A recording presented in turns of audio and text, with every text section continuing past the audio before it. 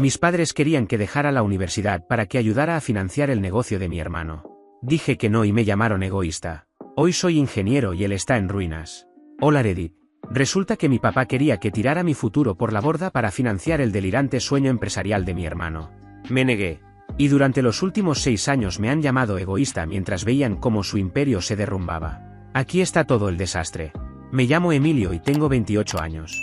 Crecí en un hogar típico de clase media en Michigan. Mi papá trabajaba como gerente regional de ventas para una empresa de suministros industriales, y mi mamá era asistente de higiene dental. No vivíamos con lujos, pero tampoco nos faltaba nada. Teníamos garaje para 2 autos, viajes anuales de campamento y todo lo que suele verse en una familia suburbana común. Mi hermano Leonardo es 3 años menor que yo. Y desde el momento en que aprendió a hablar, fue el hijo favorito que nunca hacía nada malo a los ojos de mis padres. Yo era el hijo aburrido, sacaba buenas notas, me mantenía fuera de problemas, jugué béisbol hasta darme cuenta de que no llegaría a las ligas mayores y entonces me enfoqué en los estudios. Nada fuera de lo común. Sin drama, sin emoción, solo un chico tratando de encontrar su camino. Leonardo, en cambio, tenía personalidad. Es decir, era ruidoso, carismático y sabía exactamente cómo ganarse a cualquier persona. Siempre lograba salirse con la suya. Además, cada cierto tiempo aparecía con algún gran plan o una idea brillante, y mis padres se lo creían todo, como si fuera el próximo Steve Jobs. Cuando yo llegaba a casa con una excelente nota en un examen de historia, mi papá apenas la miraba y asentía. Pero cuando Leonardo aprobaba por poco, lo celebraban como si hubiera logrado algo extraordinario y lo llevaban a comer helado. No exagero. Eso pasó varias veces. En la preparatoria fue más de lo mismo. Yo me uní al club de robótica, saqué buenas calificaciones y empecé a pensar en la universidad. Leonardo no se unió a nada, apenas pasaba las materias y aún así, de alguna manera terminó siendo presidente del consejo estudiantil prometiendo mejor comida en la cafetería y recesos más largos. No cumplió ninguna de las 2 promesas, pero igual todo el mundo lo adoraba. El favoritismo era más que evidente. Cuando necesité dinero para los gastos de solicitud universitaria, mi papá me hizo trabajar turnos extra en la ferretería donde ya trabajaba desde segundo año de preparatoria. En cambio, cuando Leonardo quiso un carro para su cumpleaños número 16, mis padres le compraron un Honda Civic usado con dinero que supuestamente tenían guardado para emergencias. Una vez señalé esa doble moral durante la cena. La respuesta de mi mamá fue: tú eres más independiente. Leonardo necesita más apoyo para alcanzar su potencial. Sí, claro, su potencial. Trabajé toda la preparatoria, ahorré cada dólar que pude y solicité ingreso a Michigan State. Me aceptaron en el programa de ingeniería con una beca académica parcial que cubría alrededor del 40% de la matrícula. El resto lo pagué con préstamos estudiantiles y con los ahorros de 2 años trabajando en la ferretería. Mis padres no aportaron absolutamente nada a mi educación universitaria. No porque no pudieran hacerlo, sino porque supuestamente me estaban enseñando responsabilidad. Mientras tanto, ya hablaban de cómo ayudarían a Leonardo con sus futuros planes cuando se graduara de la preparatoria. Michigan State fue difícil, pero me encantó. Por primera vez en mi vida sentí que estaba construyendo algo que realmente era mío. Llevé carga completa cada semestre, trabajé medio tiempo en el centro recreativo del campus y pasé muchos fines de semana estudiando en lugar de ir a fiestas. Durante el primer año viví en el dormitorio más barato de la universidad. En el segundo, conseguí una habitación en una casa con otros 3 estudiantes de ingeniería tan enfocados como yo. Nos hacíamos preguntas de termodinámica mientras comíamos puré de papa instantáneo y compartíamos la pizza más barata que encontrábamos. La carrera era brutal. Ingeniería no es como otras carreras en las que puedes salir adelante solo con talento natural, o le dedicas horas de verdad, o repruebas. Vi a muchos estudiantes abandonar o cambiarse de carrera porque no soportaban la carga. Pero yo seguí adelante. Cada examen aprobado y cada proyecto terminado se sentían como una prueba de que estaba construyendo un futuro en el que jamás tendría que pedirles nada a mis padres. Leonardo se graduó de la preparatoria el verano antes de mi 3er año en la universidad. Apenas lo logró, siendo sincero. Tenía un promedio de 2.3 y ningún plan real más allá de, ya veré qué hago. Ese otoño, mientras yo cursaba dinámica de fluidos avanzada y trabajaba 20 horas semanales en el centro recreativo, Leonardo se inscribió en un colegio comunitario. Duró exactamente un semestre antes de abandonar porque las clases estaban, según él, matando su creatividad. Sí, claro, su creatividad. El tipo no podía escribir un párrafo coherente ni resolver álgebra básica. Pero por supuesto, la culpa era del sistema educativo por reprimir a semejante genio. Después de abandonar los estudios, Leonardo regresó a casa y comenzó lo que él llamaba su camino emprendedor. Eso consistía, principalmente, en dormir hasta el mediodía, ver vídeos motivacionales de negocios en YouTube y publicar frases inspiracionales en redes sociales sobre esfuerzo y dedicación. Mis padres lo apoyaban por completo. Mi papá llegaba de su trabajo de verdad, veía a Leonardo tirado en el sofá con la laptop y decía cosas como: «Qué bueno verte trabajando duro en tus sueños, hijo». El chico literalmente estaba viendo a otra persona hablar sobre trabajar duro, mientras él no aportaba absolutamente nada a la casa. Mientras tanto, yo me estaba matando para mantener un promedio de 3.7, al mismo tiempo que trabajaba las horas necesarias para cubrir mis gastos. Volvía a casa durante los descansos y veía a Leonardo holgazaneando como si estuviera de vacaciones permanentes. Me costaba muchísimo no perder la cabeza. Las cenas familiares durante esas visitas eran una tortura. Mi papá me preguntaba por la universidad. Yo le hablaba de algún proyecto o de un examen especialmente difícil, y él asentía con cortesía antes de voltearse hacia Leonardo para preguntarle por sus negocios. Entonces Leonardo empezaba con explicaciones interminables sobre su idea más reciente. Un mes era una caja de suscripción de productos de cuidado personal masculino, al siguiente, una aplicación que revolucionaría la manera en que la gente encontraba contratistas locales, después, una consultoría para ayudar a otros emprendedores a mejorar su marca.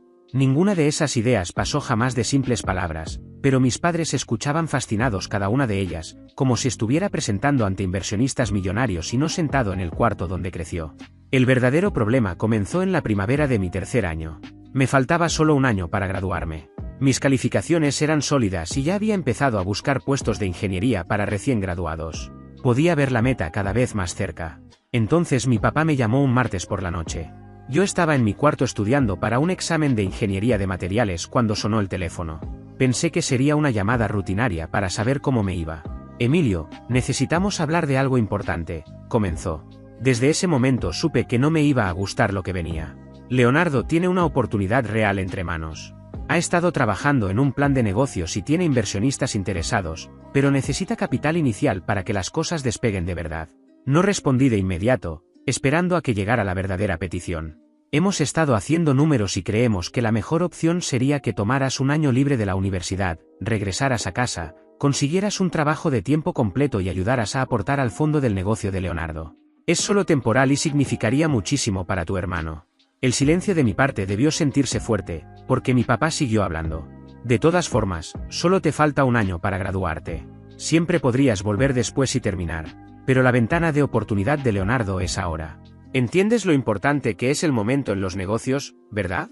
Yo entendía perfectamente que querían que tirara 3 años de esfuerzo a la basura, me endeudara aún más aplazando mis préstamos y financiara cualquier tontería que Leonardo hubiera inventado esta vez. ¿Cuál es el negocio?, pregunté, manteniendo la voz tranquila.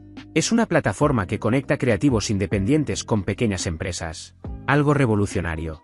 Leonardo la ha estado desarrollando durante meses. ¿Ha construido algo? ¿Algún producto o servicio real? Bueno, todavía no. Para eso es el financiamiento, para contratar desarrolladores y diseñadores. Entonces Leonardo lo único que tiene es una idea para una aplicación, no tiene habilidades técnicas para desarrollarla él mismo, no tiene financiamiento y tampoco experiencia empresarial real. ¿Y quieren que abandone la universidad para ayudar a pagar eso?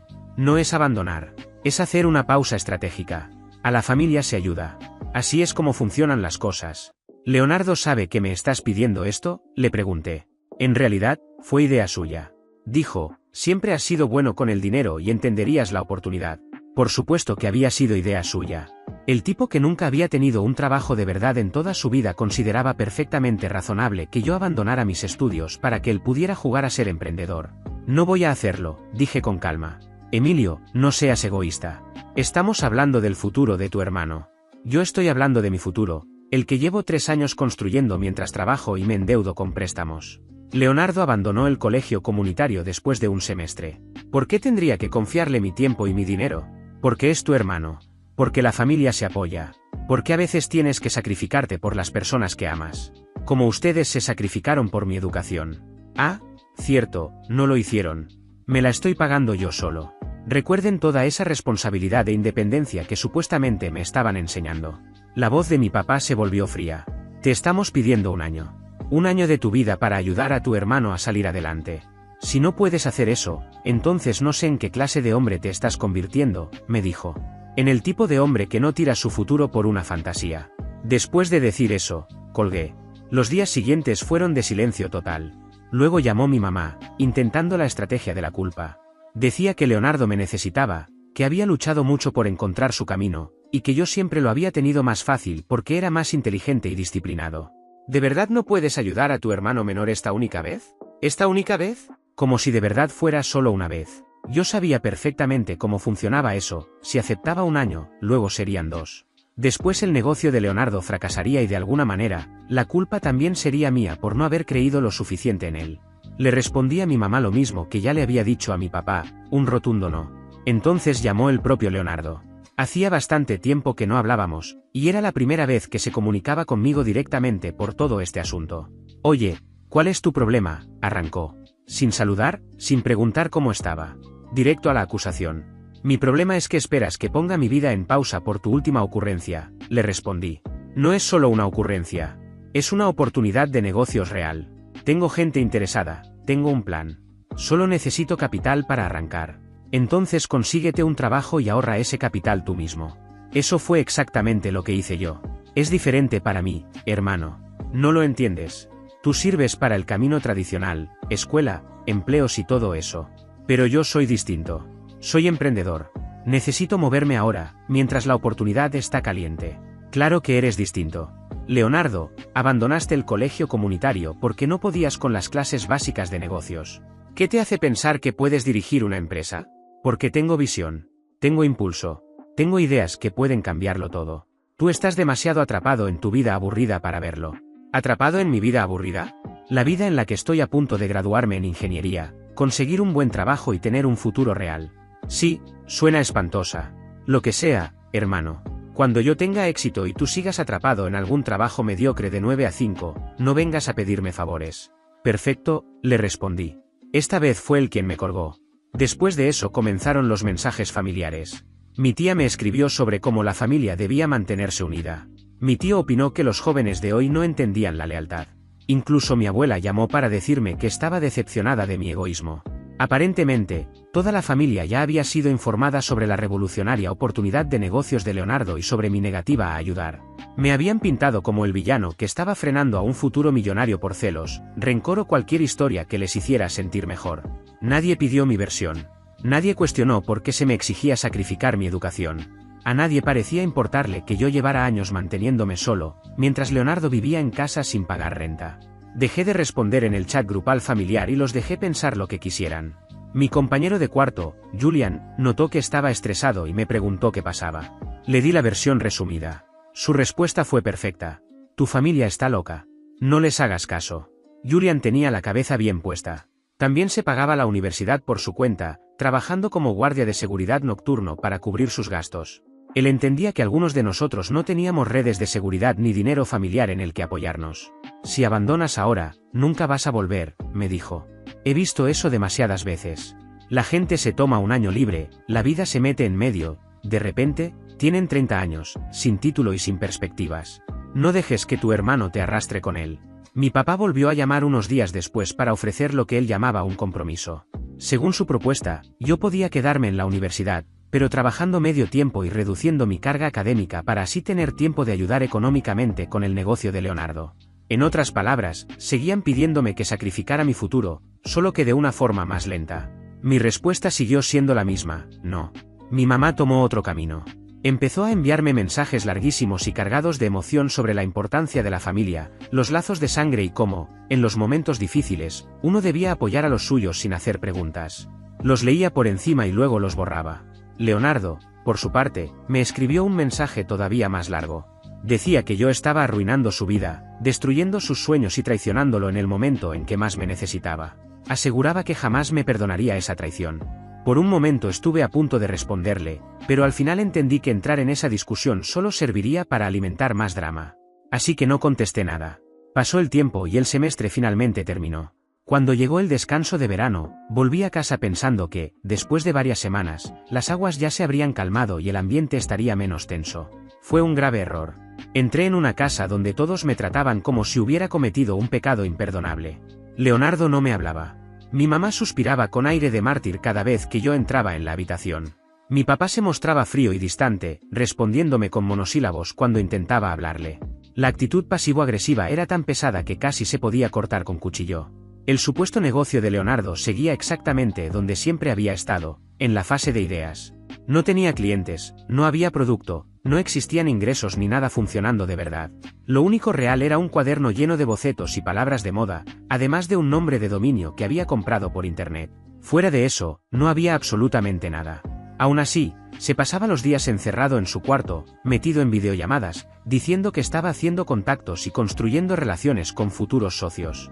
Traducido al español simple, hablaba con otros aspirantes a emprendedores que tampoco tenían nada concreto, solo ideas y entusiasmo. Yo soporté ese ambiente apenas 3 días antes de buscar el sofá de un amigo donde quedarme el resto del verano. Después conseguí un trabajo de tiempo completo en construcción para ahorrar dinero para mi último año de universidad y en la práctica, me exilié de mi propia familia. Me convenía. Si querían seguir enojados, que lo estuvieran. Yo tenía un futuro que construir. El último año de la carrera fue el más duro en lo académico, pero casi no tuve tiempo de pensar en eso. Además de las clases, los proyectos y los exámenes, también estaba concentrado en conseguir empleo para después de graduarme. Sabía que estaba en la recta final y que todo dependía de aprovechar ese último año. En otoño empecé a enviar solicitudes a todas partes. Mandé docenas de currículums y pasé entrevista tras entrevista mientras seguía cumpliendo con la universidad. El proceso era agotador. La mayoría de las empresas pedían varias rondas, llamadas iniciales, pruebas técnicas, entrevistas en panel y hasta presentaciones. Muchas noches terminaba de estudiar para una materia y enseguida me ponía a prepararme para una entrevista del día siguiente. Investigaba cada empresa, practicaba respuestas comunes y repasaba proyectos y conceptos de ingeniería para no fallar. Una empresa incluso me pagó el viaje a sus oficinas centrales en Ohio para una entrevista de día completo.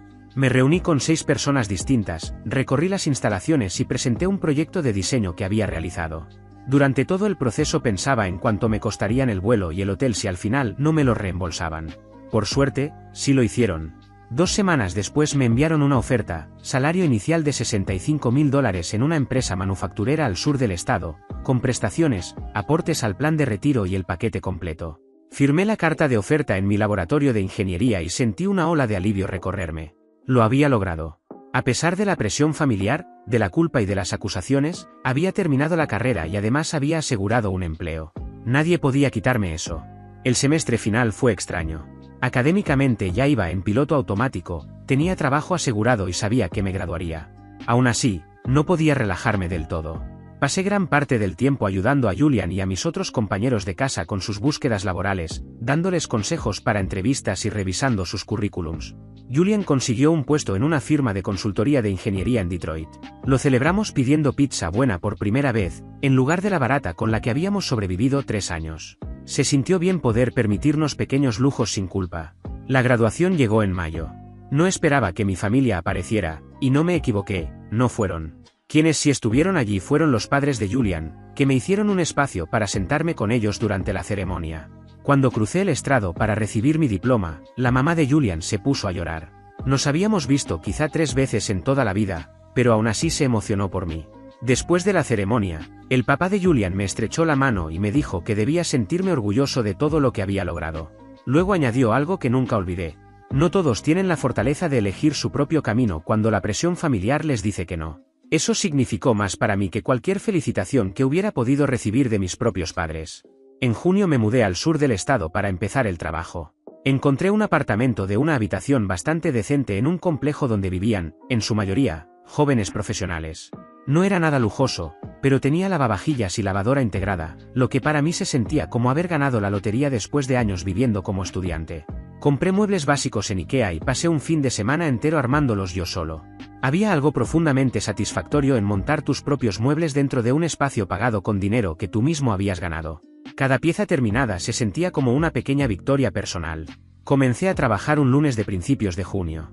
Los primeros días de entrenamiento fueron abrumadores, demasiados sistemas nuevos que aprender, demasiada gente que conocer y demasiados protocolos que memorizar. Pero por primera vez en años, no tenía que preocuparme por equilibrar trabajo y clases, ni por reunir dinero para el alquiler.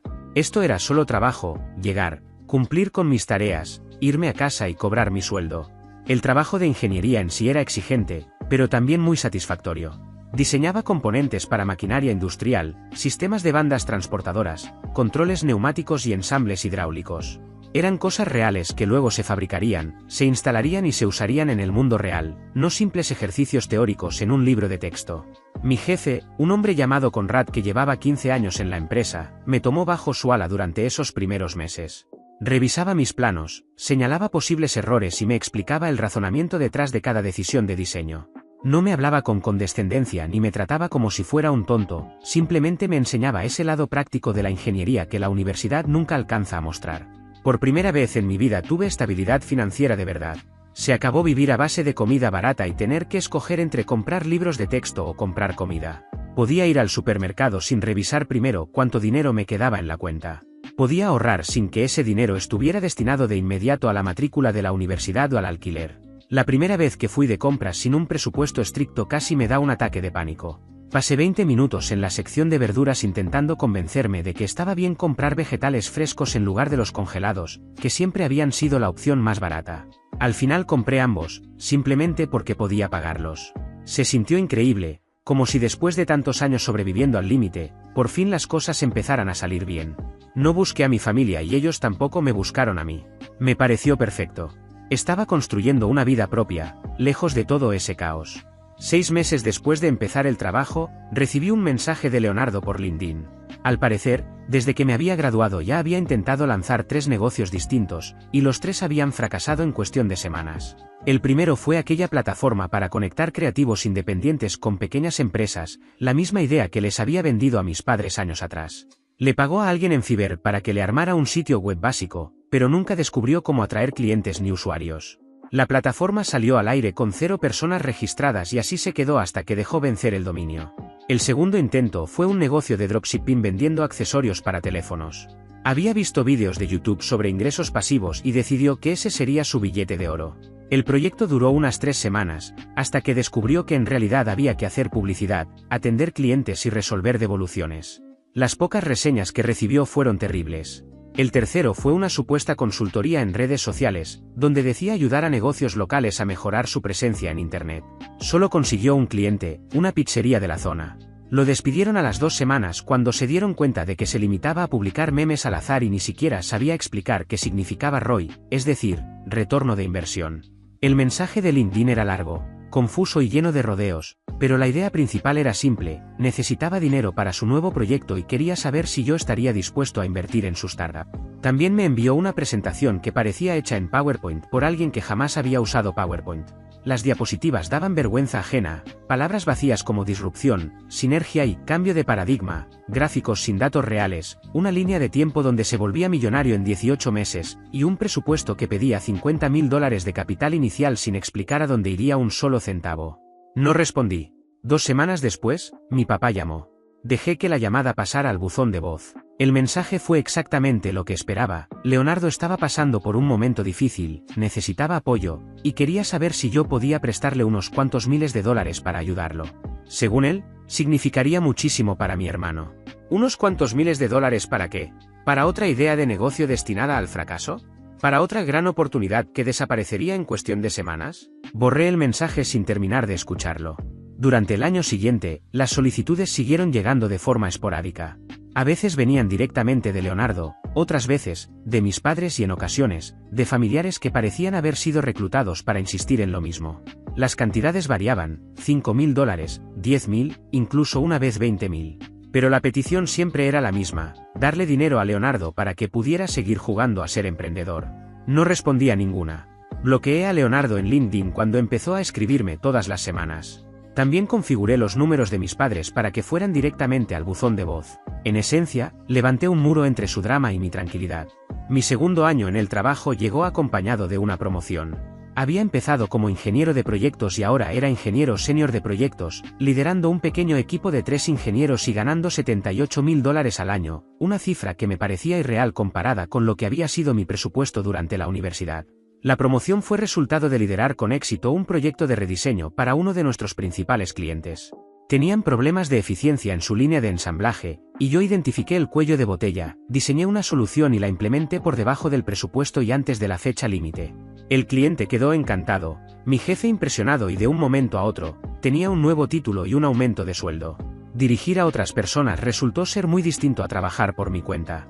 Ya no se trataba solo de hacer bien mi trabajo, sino de organizar el de otros, asignar tareas y asegurarme de que todo saliera correctamente. Tuve que aprender a delegar, a revisar el trabajo de otros sin sonar condescendiente y a equilibrar la perfección técnica con los plazos reales. Conrad fue clave durante esos primeros meses de liderazgo, compartiendo conmigo lecciones que había aprendido a lo largo de sus 15 años de experiencia.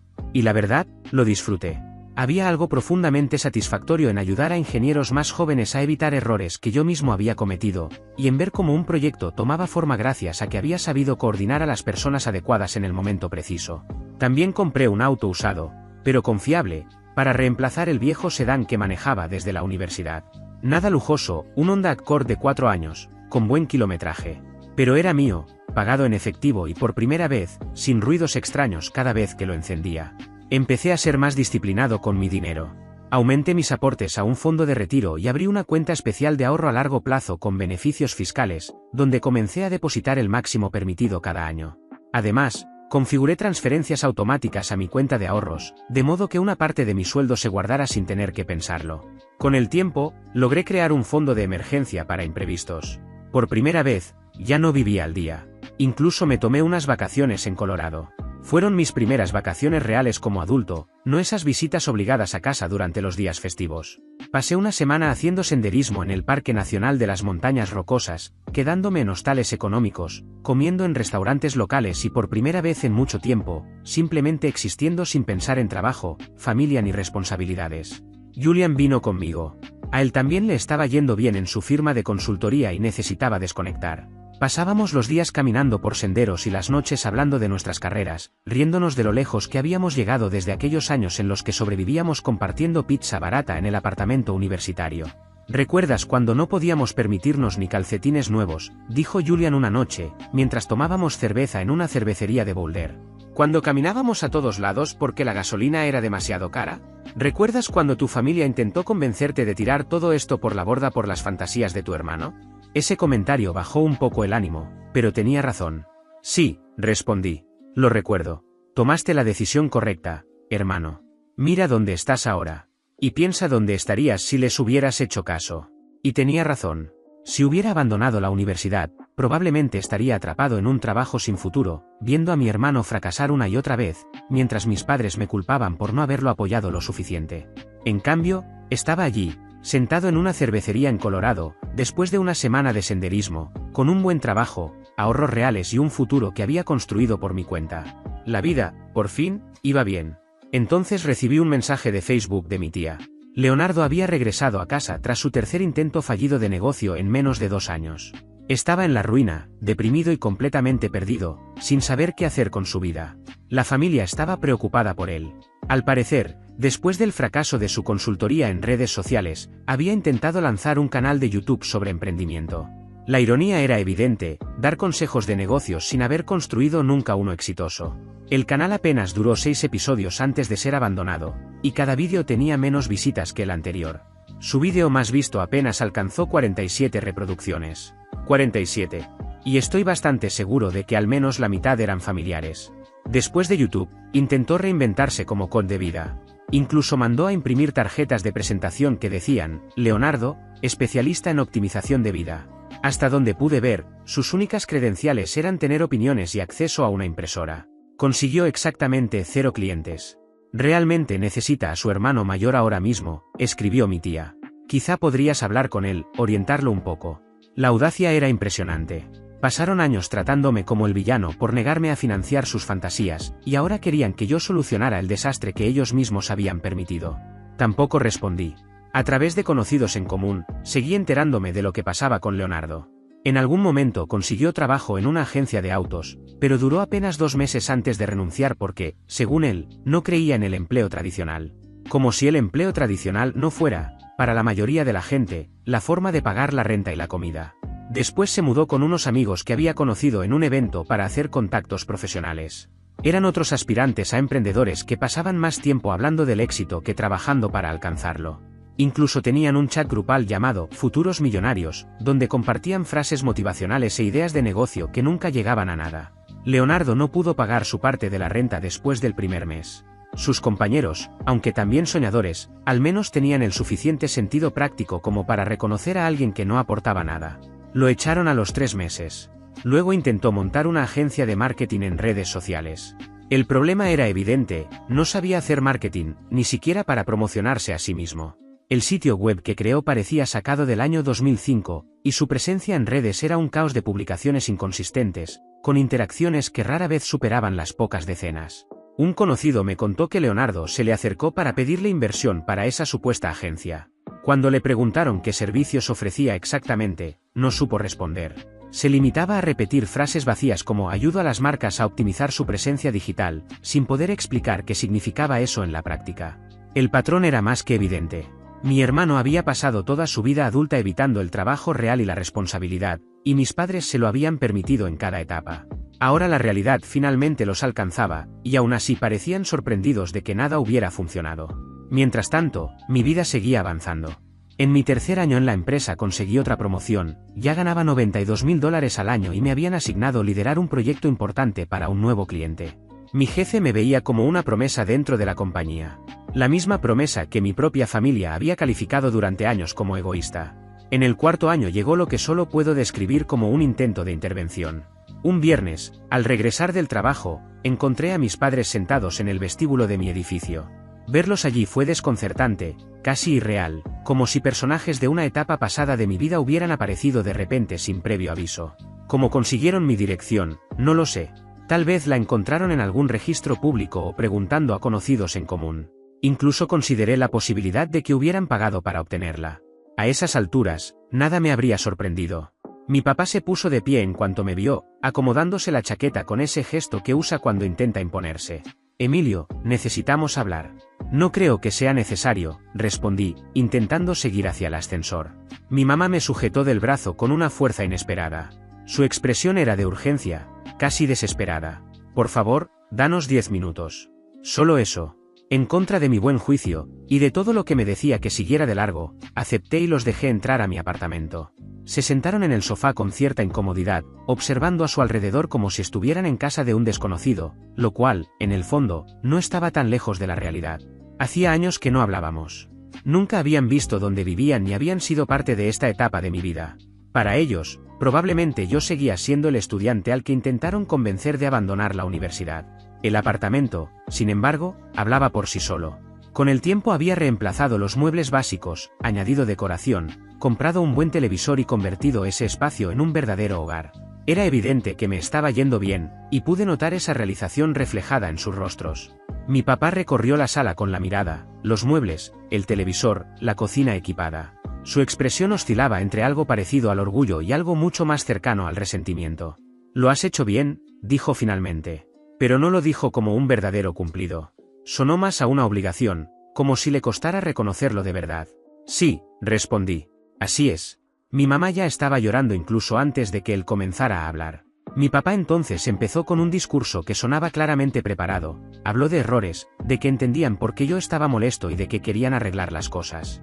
Eran frases correctas, bien dichas, pero vacías, como si las hubiera ensayado antes de llegar. Pero el tono era completamente equivocado. No sonaba como una disculpa sincera, sino como ese tipo de disculpa que se usa para calmar las cosas y luego pedir algo a cambio.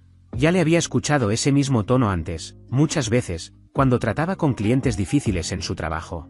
Y entonces llegó al verdadero motivo de la visita. Leonardo está en apuros, Emilio. En apuros de verdad. Tiene deudas, está deprimido, necesita ayuda para salir adelante. Hemos hecho todo lo que hemos podido, pero ya no tienen dinero, lo interrumpí. Al menos tuvo la decencia de parecer incómodo. Lo hemos apoyado hasta donde hemos podido, pero ahora necesita más de lo que podemos darle.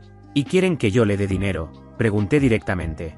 Queremos que le des una oportunidad. Tal vez podrías ayudarlo a conseguir trabajo en tu empresa. A estas alturas debes tener contactos. Te está yendo bien, eres respetado en tu campo. Una recomendación tuya podría cambiarlo todo. Solo necesita un nuevo comienzo, y tú puedes dárselo. Me reí. De verdad me reí en voz alta.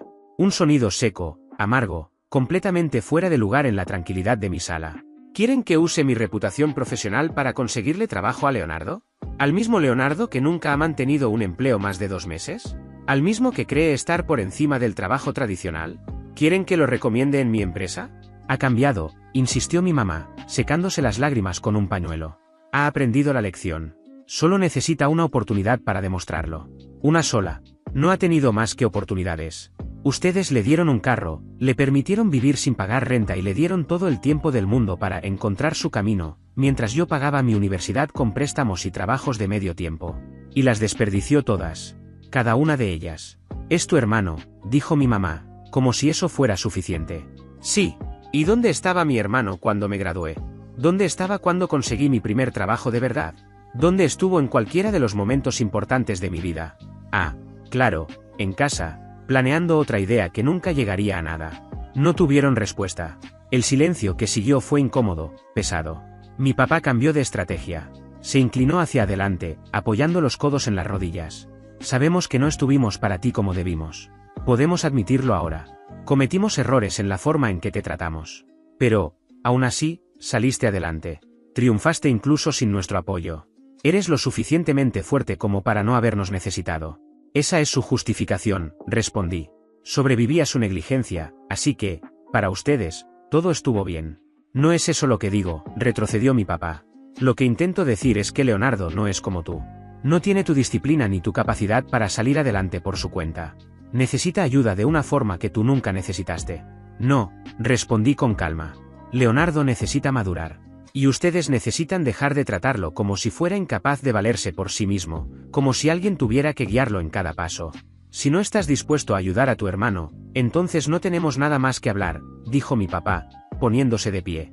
Me parece perfecto, les dije. Se fueron, pero antes de salir, mi papá se detuvo un segundo en la puerta y me lanzó una mirada dura, cargada de reproche, como si yo fuera el que estaba fallando, como si acabara de rechazar algo que, en su mente, era una obligación. Antes, ese tipo de gestos me habrían hecho dudar. Eran la clase de presión que usaban cuando yo era más joven. Pero ya no a esas alturas, no me afectaba en lo más mínimo. Me quedé sentado en el sofá durante un buen rato después de que salieran, con esa extraña mezcla de enojo y alivio. Enojo porque habían aparecido en mi casa solo para pedirme más. Alivio porque, una vez más, no cedí. Le escribí a Julian, mis padres vinieron. Querían que le consiguiera trabajo a Leonardo en mi empresa. Su respuesta llegó casi al instante. Por favor dime que los mandaste bien lejos. Más o menos, respondí entre risas. Bien hecho, me respondió. Los años 5 y 6 no trajeron nada nuevo. De vez en cuando llegaban mensajes de familiares diciendo que yo era cruel por no ayudar a Leonardo. También me enteraba, a través de conocidos, de sus constantes fracasos. Y nunca faltaban las insinuaciones de que, si lo hubiera apoyado desde la universidad, todo habría sido diferente.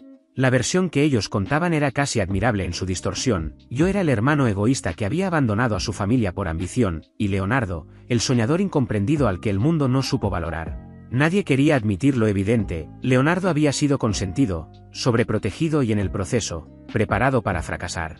Mis padres nunca supieron diferenciar entre apoyar a un hijo y volverlo dependiente. Ahora tengo 28 años. Gano $115.000 al año como ingeniero senior de proyectos. Compré mi primera casa, me comprometí con una mujer que conocí en una conferencia de trabajo y por primera vez, puedo decir que soy genuinamente feliz. Mi familia sigue llamándome egoísta. De vez en cuando todavía envían mensajes preguntando si no podría ayudar a Leonardo, prestarle dinero, recomendarlo o darle otra oportunidad. No respondo a ninguno. El mes pasado me encontré con una antigua vecina en el supermercado. Me preguntó por mi familia y le di la respuesta vaga que he perfeccionado con los años. Cada quien está en lo suyo.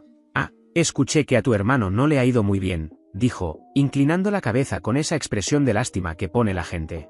Qué triste cuando los jóvenes no encuentran su camino. Sí, una lástima, respondí. Lo que realmente quise decir es que la situación de Leonardo no tenía nada que ver con la mala suerte ni con las circunstancias, sino con años de malas decisiones y con una familia que nunca lo obligó a hacerse responsable. Y que, al final, elegir mi propio camino, aunque me llamaran egoísta, fue la mejor decisión que pude haber tomado. Mi prometida conoce toda la historia. Solo ha visto a mi familia una vez, hace ya bastante tiempo, por insistencia suya, y esa experiencia le bastó para entender perfectamente por qué mantengo la distancia. Durante la cena, Leonardo pasó más de una hora explicándole su última idea de negocio, algo sobre moda sostenible y ventas directas al consumidor. Mis padres lo escuchaban, pero ya no con la misma fascinación de antes. Asentían, seguían la conversación, aunque era evidente que ya no se lo creían del todo. Aún así, permanecían centrados en él, completamente ajenos al resto de la mesa. De camino a casa, me dijo. Ahora lo entiendo. Tu hermano no es solo un fracasado, está atrapado en sus propias ilusiones. ¿Y tus padres lo hicieron así? Sí, respondí. Y querían que sacrificaras tu educación para financiar esa fantasía. Es una locura. No volvimos a visitarlos. A veces me pregunto qué habría pasado si hubiera dicho que sí en mi tercer año de universidad. Si hubiera abandonado los estudios, conseguido un trabajo y destinado mi dinero al proyecto de Leonardo, todo habría fracasado. Lo sé con total certeza. Cualquier negocio que él hubiera intentado habría colapsado en cuestión de meses, y yo me habría quedado sin nada, sin título, con más deudas y con un hermano culpándome por no haber creído lo suficiente en él. Probablemente seguiría trabajando a tiempo completo en construcción, viendo cómo mis compañeros de la universidad avanzaban en sus carreras mientras yo seguía estancado. Lo último que supe de mi familia fue tiempo después, a través de gente cercana. Al parecer, mis padres finalmente se sentaron con Leonardo y hablaron en serio con él. Por primera vez, le dejaron claro que tenía que empezar a valerse por sí mismo y que debía mudarse a un apartamento para independizarse. Como apoyo inicial, le ofrecieron ayudarlo con el alquiler, pero solo parcialmente. Ellos cubrirían una parte y él tendría que hacerse cargo del resto, ya fuera trabajando o encontrando alguna forma real de generar ingresos. Leonardo no lo tomó bien. Se quejó, discutió y trató de hacerlos cambiar de opinión, como había hecho siempre. Pero esta vez, mis padres se mantuvieron firmes. Aún así, se notaba que todavía se aferraban a la esperanza de que, en algún momento, él lograra salir adelante. Por lo que me contaron, la situación no ha cambiado demasiado. Leonardo vive por su cuenta, pero sin lograr sostenerse. No ha conseguido un trabajo estable ni ha concretado ninguno de sus negocios. El alquiler se suponía que lo compartirían, pero mis padres han terminado cubriendo la mayor parte, y a veces todo, porque él no puede mantenerse. Y aún así, Leonardo pasa gran parte del tiempo quejándose, dice que no creen en él, que no ven su potencial, que no lo apoyan como deberían. Mis padres, aunque intentaron poner límites, al final siguen cediendo. Porque es su hijo. Supongo que todo se reduce a eso, a las decisiones que se toman y a cómo se cría a alguien. Todo tiene consecuencias. Yo, en cambio, seguí adelante con mi vida, enfocado en las personas que valen la pena y en lo que realmente me importa. Gracias por ver. Si aún no te has suscrito, por favor hazlo y activa la campana de notificaciones para mantenerte al día con más historias impactantes de la vida real que suceden a tu alrededor.